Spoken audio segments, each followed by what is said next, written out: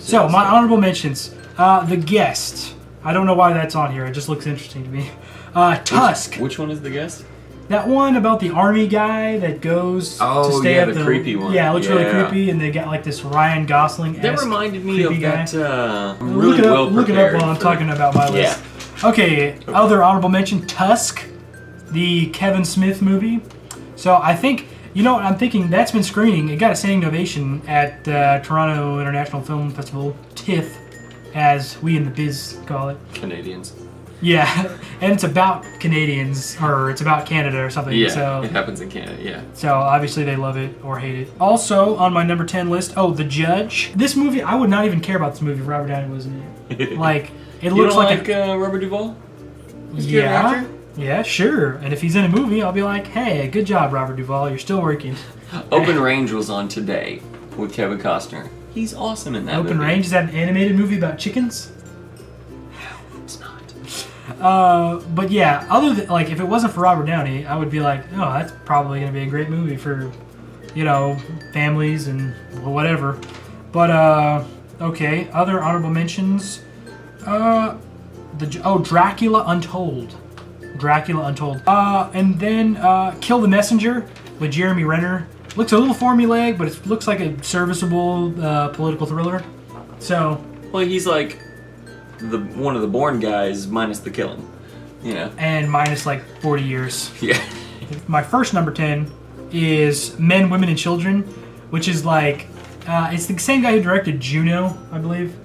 And it's about like the secret lives that people live on the internet, which I'm really interested to see, like, if he makes that interesting. The trailer is like a new edgy trailer because like there's nobody says anything in it. It's all like pop-up text and like what they're typing and stuff like that. Right. And so it looks pretty interesting to see like how they deal with this. I don't know how relevant it's going to be because like most people are pretty much okay with putting themselves out there on the internet, you know what I mean? So right. I don't know if it's going to get the kind of, if it's going to be as relevant as they're trying to make it seem, you know what I mean? But who knows? It looks interesting. Now my number 9 is a little movie called Whiplash with Whiplash? Whiplash. Okay. Yeah, with a non-silent H. And so this movie is about J. Jonah Jameson, and he has like the secret passion on the side of his journalism for music, and he's teaching Mr. Fantastic about playing the drums. I believe this is a prequel to Fantastic Four. / Spider-Man. Well, it's same universe. Yeah. That looks pretty good. Also got a standing ovation. I don't know what movie hasn't had a standing ovation at a film festival yet, because that's all I've been hearing from like every movie. Well, people that go to film festivals, they're really excited about films. Yeah. Now, my number 8, I only have one here, Fury. And the reason this is number 8 is because I loved Inglourious Bastards, and this is like Inglourious Bastards Light. Word. Oh, I'm sorry. Sorry, kids. This is a family show. So. Earmuffs. And so he looks like he's playing Bill Del Reyes, reprising his role as that character. So really excited for that. Gorlami. Yeah. Okay. Now number 7, which I believe I only have one, Mockingjay. Hunger Games 3, Mockingjay Part 1. I believe that's the official title. Yeah, it's got like 3 subtitles. Yeah. So obviously Philip Seymour Hoffman, I want to see. Rest in peace, Philip Seymour. And I was never a huge fan. I haven't read the books. Have you read the book? No, you don't read. I haven't read the books. The first one was okay. Second one was great, though. I thought it really elevated the material. So I want to see where Katniss ends up. I want to see, how hard Peeta gets friend zoned again in this movie. I'm sure. Is there a baby? Isn't there a baby? Were they lying and now they're going to be telling the truth? Scandalous. Who's the father? I don't know. Is it Thor's little brother? Or is it Peeta? More importantly, how wide is Stanley Tucci's mouth going to open during his laughing? Okay, number 6, American Sniper. You probably haven't heard of this movie because it's like a really indie... Should have. It's a low budget, probably indie... It's a lower end, but it's not I don't know if I would go to classify it as indie. Yeah, it's not indie. It's not indie. Lower budgets. It's not It's as a small release. It's Yeah. like probably not going to get a wide release until like next year. But Bradley Cooper, Academy Award watcher, Bradley Cooper, and nominee, cold. and nominee. He is playing American Sniper. What's his name? What's his real name again? Chris Kyle. Chris Kyle. Okay, it's based on a true story of Chris Kyle. We don't know when it's going to take place in his life, but he's the deadly sniper, most confirmed kills of any sniper ever in the history of mankind. And who is directing this movie? None other than Clint Eastwood. But anyway, he knows how to direct a war movie, and I didn't see his last musical movie. What was it called? No Goodfellas? No Goodfellas. I can't remember. The musical. So This won't be a musical. As long as this movie isn't a musical, it is going to be great. I know for sure, okay? Clint Eastwood, Bradley Cooper, it's got to be great. So it's a recipe for success. Okay, number 5. I believe I have a couple of these. Oh, no, just one. Exodus of Gods and Kings. Yeah, Ridley Scott, he hasn't been on his A game the last few movies. I thought Prometheus. Did you see Prometheus? I didn't mind Prometheus, yeah. Yeah. It wasn't what I was expecting Yeah. when they were saying, oh, it's a prequel to Aliens. Yeah. But it was very different from that. But I liked it. I thought it was a serviceable sci-fi movie.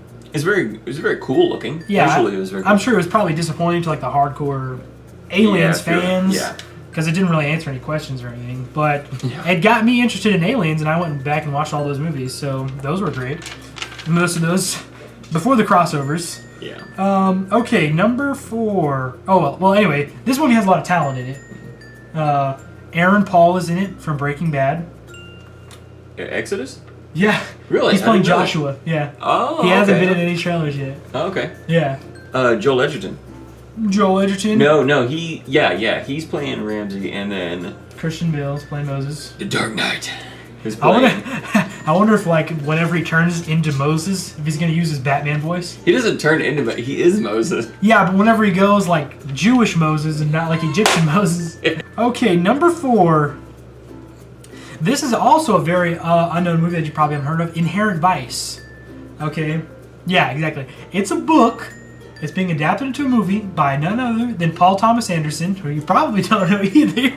But he directed The Master and Punch Drunk Love. A bunch of other movies you haven't seen made by a guy you haven't heard of from a book that you haven't read. His movies are more on the artsy. They're on the artsier side. A little bit of fartsy drawn in there. A little bit, but they're not like so out there. I mean, The Master was pretty widely, accepted and It's like a great movie. And, and Joaquin Phoenix reviewed. was in that. Yeah. Oh yeah. And Joaquin Phoenix, Future Doctor Strange. he is one of the best actors working today.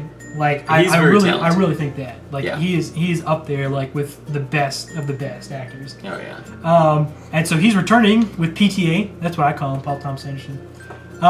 He's returning, and this movie sounds great. It's set in the 70s. Joaquin Phoenix has like Massive like lamb huge chop chops. sideburns. Yeah. Yeah, like they're like just hanging off his face. Yeah. And it's actually got Josh Brolin is in it, and a lot of other Josh A-listers. Brolin looks like he belongs in that time frame, though. He really does. Well, the Goonies. And number 3. How many of those you have? Just one. Okay, one number 3. Foxcatcher. This movie looks like it's gonna give me those spine tingles that I love. Just to give me the shivers. It just looks great. Just watch a trailer for this movie and you'll be intrigued. I mean, Steve Carell looks nothing like Steve Carell. No. He does sound like Steve Carell, but I think in context of the whole movie, he's gonna totally turn into a whole other person. But this movie is being directed by that guy who directed Capote. His name escapes me. Yeah. But anyway, if you've seen You're Capote, talking about- Philip Seymour Hoffman, totally unrecognizable in that movie. Like he totally disguised himself in his acting. And so it looks like Steve Carell's going to be doing this again. Channing Tatum, this is probably going to be the best performance of Channing Tatum's entire life. Yeah. Like when people look back on his performance. Better than Step Up? 21 Jump Street. Okay, my number 2 pick. I have 2 number 2s, okay? And my number 1 number 2 is Gone Girl, which this looks really great. Now it looks Fincher. It looks Very Fincher. It looks a little bit like maybe a movie that we've seen before, but David Fincher does not disappoint. All his movies are like incredibly unique, so I have no doubt that this movie is gonna blow our minds, even though I can't tell how it's going to yet. But I mean, if you've seen Fight Club, if you've seen The Game, a little lesser known, have you seen that movie with Michael Douglas? Yes. Yeah, that's a little older, but yeah. Well, in 2000, I think it came out 2003 after Fight Club. Yeah. And then The Social Network. Long I time mean, ago. just like Yeah. he just puts out great like hit after hit. So Yeah. I like he's one of those directors where It like makes a good story. I at least very much like everything that he's done. You know what I'm saying? Yeah. So yeah, awesome. And then my number two is Birdman. Yeah. And this movie looks like it's gonna be funny and then also kind of scary at the same time a little bit too. I don't know, but Michael Keaton. So it's got Michael Keaton and Edward Norton and Emma Stone and several others. But the movie, like this guy has only directed foreign language movies as so far. Right. So I haven't seen any of them, obviously, because I can't read. From America. So, yeah. Go out. But like they're trying, like I heard they were trying to make the whole entire movie like one continuous shot. Yeah, which is, I think there's gonna be some Restraints on the some editing tricks that are gonna make it like that. Yeah, it's not one. It's not continuous one shot. take. Yeah. It's yeah. But they're doing some special effect wizardry to make it look like it all is one well shot. Yeah, Birdman looks awesome. I heard that they actually have 40 minutes of it looking like one shot right now. Kind of like the what's his name did in the first 20 Minutes of Gravity, where they made it look like one continuous shot. Also a Hispanic director. And then my number one pick. This was easy for me. No tie? No like 6-way tie? No tie. This is a hands down winner, most anticipated movie of 2014. Here the rest of it. Interstellar. That's it. That's all I have to... Okay, why should you see this movie? I'll tell you why. Christopher Nolan is directing. Nolan. That's all you need to know. Christopher Nolan is directing. The most solid director of our generation. Well, maybe David Fincher's pretty solid too. But... How many flops has Nolan ever produced? None. His worst movie, his weakest film. The Prestige. Oh, financially or critically? Yeah, overall, critically, I would say. Critically is The Prestige. Is it? Yeah, it's still rated like in the 70s. See, well, and like I really like that. I would say a toss up between that and Dark Knight Rises, as far as like his weakest films. Yeah. And The Prestige, those are still awesome movies. It was a really good movie. Yeah. And Dark Knight Rises, even if you thought that was the weakest of the three Batmans, did anybody not enjoy their time at the movies watching that film? Yeah, it was still awesome. Yeah. And it still sealed it up nicely, I thought. So, okay, so good list. Yeah. Interstellar, I have no idea what it's about. No idea, like... Probably stars and... Space. There's a lot of dust on everyone's faces at the beginning. Matthew McConaughey. Yeah. So I guess... Single tear. I guess Matthew McConaughey has AIDS or something. Yeah. And we know he's going to be very thin at one point. Yeah, and like the cure to AIDS is on another planet, I think. Michael Caine reading poetry. We know that's in here. He's reading like Dickinson or something. Yeah, I will say that in the trailer, whenever what's her face, the chick, Princess Diaries, whenever she's like, love is the only thing that transcends space and time. I was like, what? No, don't say that. But it was just weird. It just felt weird. But I'm sure in context it'll be like, wow, yeah, you're right. It seems like it one does of those transcend space and time. If it said something other than Nolan, as far as the make of the film, I would actually say, this looks like the film is trying to be too deep. Yeah. But because Nolan's in there, I'm like, no, I'm gonna walk away and my life is gonna be changed. Be that deep, yeah.